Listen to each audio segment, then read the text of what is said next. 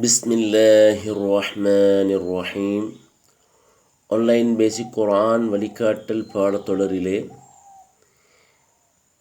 அரபு அடிப்படை எழுத்துக்கள் 29 உள்ளன.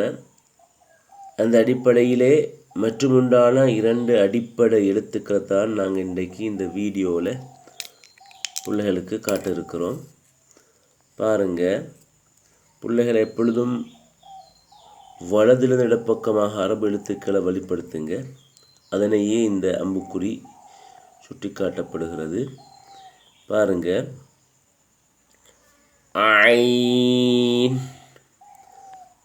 கைன், கைன், ஐன், ஐன், கைன், தா, عين لا غين سين ضاد. இந்த முறையிலே பொதுவாக இந்த ஐன் கைன் இது தொண்டையின் எழுத்து என்று சொல்லப்படுகிறது. ஆகவே இந்த முறையில் பிள்ளைகளை வெளிப்படுத்துங்க. ஜஸல்லாஹு அன்னா வ அன்கும்.